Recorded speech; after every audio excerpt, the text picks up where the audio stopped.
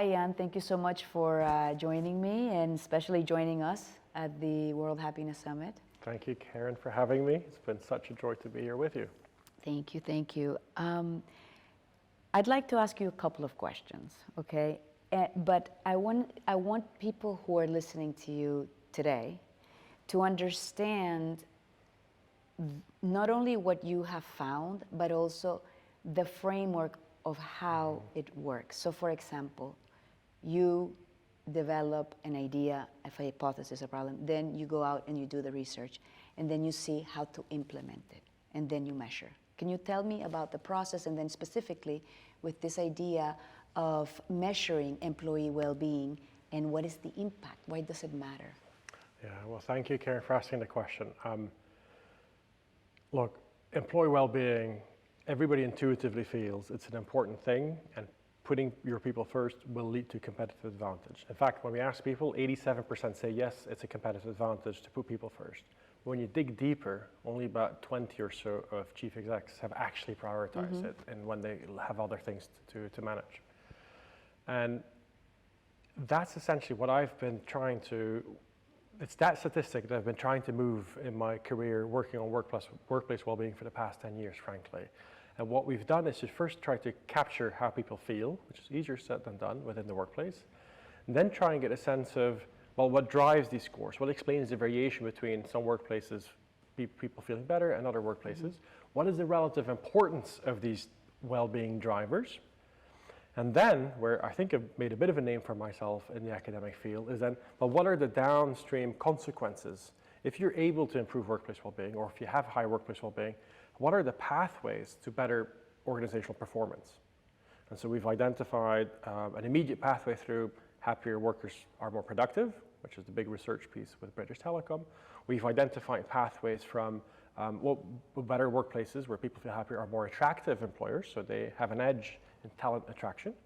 There's a pathway also in talent retention, which is incredibly important these days, is happier workplaces are able to retain their talent for longer, which is intuitive, but we've been able to show these kind of things for the first time with hard data and hard evidence. And all of this, these pathways to organizational performance, come together in the most recent studies that we've done, which then really show at the organizational level, the workplace well-being measured and compared across all the companies.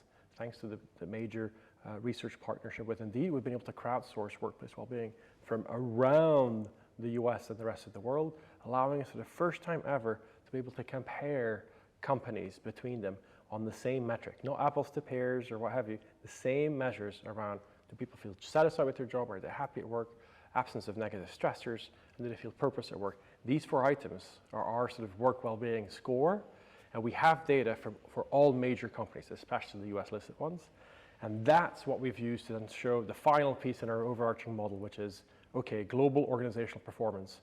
Is there a correlation, or even more, is there potentially causation running from how people feel in the workplace as a whole to organizational performance as a whole, whether quarterly financials or stock market performance. And what did you find? I think very positive. I'm just now toying with maybe where was the biggest surprise for me? I think there's strong correlations between the financial performance. So we look at firm value, which is a book value, we look at return on assets, and we look at gross profits, which are the big sort of hard financial metrics that these listed companies produce every quarter when they put down their figures to the SEC and the stock markets. And we see positive correlations there. But the thing I think that gets most individuals excited is the stock market evidence. And I quite like it because it has a predictive power to it. Because we will use, for example, the 2020 data that we crowdsourced, and we will use that to set a portfolio that then runs through 2021 or 2022, and now even into 2023, to see how these companies then outperform, as it turns out, and quite massively so. So the stock analysis, the portfolio analysis that we did, we used the 2020 data that we received back from people about how they felt working at these places, and we used that to rank order about 700 listed companies in the US, took the top 100, and just invested $100 or $10 in each one of those, and then we let it run. And as it turned out, that was highly predictive and outperformed the traditional benchmarks like S&P 500, NASDAQ, and the Dow Jones. And it outperformed not by a bit, but by a lot. And I think that's to your question, that was a surprising bit. So if you did that analysis, based on 2020 data, you invested in Jan 1st, 2021, the top 100 according to the Indeed crowdsourced data, you end up today, early March, well, the analysis is still early March, we're obviously late March now, we would have had 30% return, which is twice as much as the traditional indices would have had, and a hell of a lot even more, obviously, in the NASDAQ, which didn't do well at all in the last 2.5 years. So that is exciting stuff. And there's a paper that talks about this, and previously, but not quite in the same way, and it was called, Does the Stock Market Value Intangibles? Here, subjective well-being being the intangible. Well, the answer is no, because they clearly underestimate the power of how people feel at work and how predictive that is of future performance as evaluated by the stock market themselves. And so it's really, I'm really excited about this material, and I hope it will shine a bright spotlight onto the need to measure and manage workplace well-being, because it's not just a competitive advantage, also an investor advantage.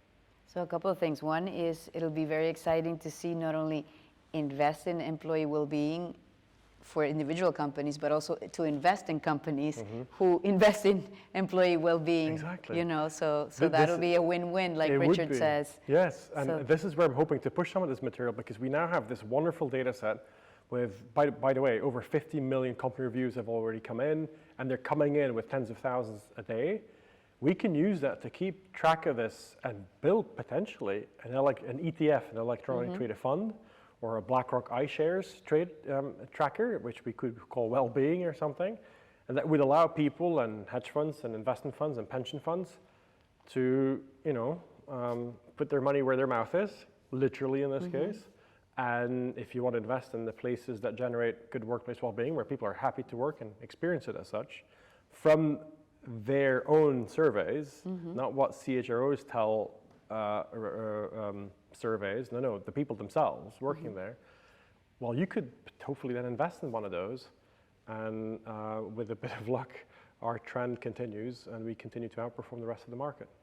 I think that's wonderful, because then, you could tie it into the shareholder argument to improve their results as well. So that would be like the golden key, exactly, to the whole dilemma, as it were. Imagine the next shareholder meeting for Berkshire Hathaway, and they're sort of banging a drum with Warren Buffett, like, hey, what's the average well-being in this portfolio company? Can we do better on this front? Because clearly they tend to then do better on the stock market, which is how happens to then obviously help the shareholders of Berkshire Hathaway, and so on and so forth. So you can see all these conversations are starting to pick up in the boardrooms and the investor rooms. So that's exciting. I mean, that is what I like to think of as impact at scale. And Absolutely. I hope we're going to have it. Absolutely. It would be exciting to have these earnings calls also be well-being calls, Imagine the next sort of like a Goldman Sachs analyst on the quarterly call with, I don't know, for some company like, Unilever or Procter & Gamble, and pushing the CEO or the CFO, saying like, hey, what are you doing on well-being? Because your clearly metrics, we are going to invest or not based on this, because we know it's predictive of.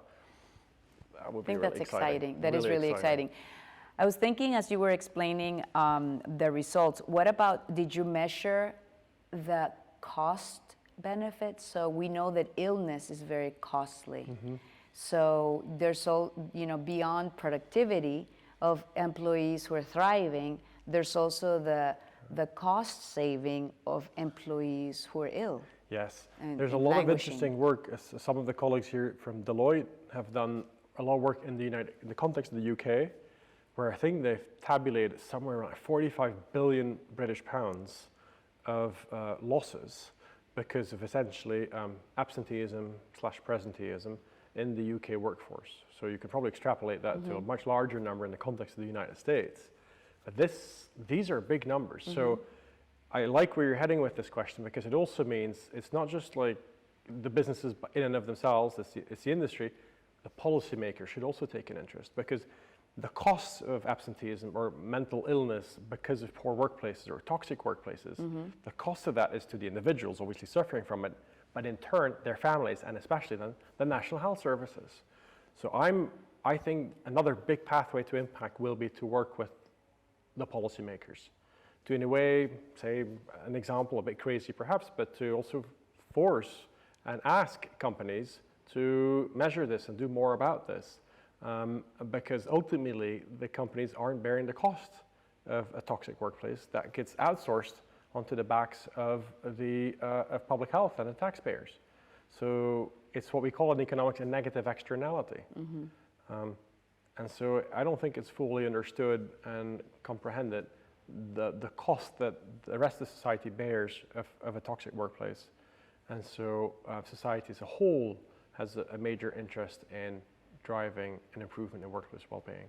I think it would be very interesting to get a group of CFOs and ask them about the cost of illness, because I venture to say that they see a lot the cost of hiring new people, the absenteeism, the presenteeism, and all of those things.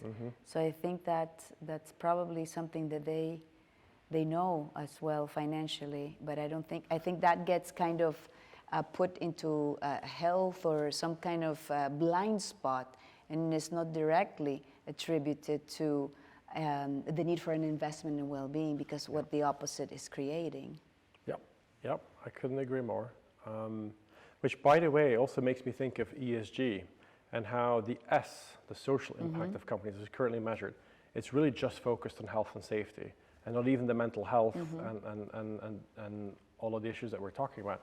When you think of the S, the way it's currently evaluated by rating agencies, a la S&P Global or other international bodies, it's really a lower bound of health and safety with, for example, the number of fatalities on the work floor, or are you having child labor in your supply chain?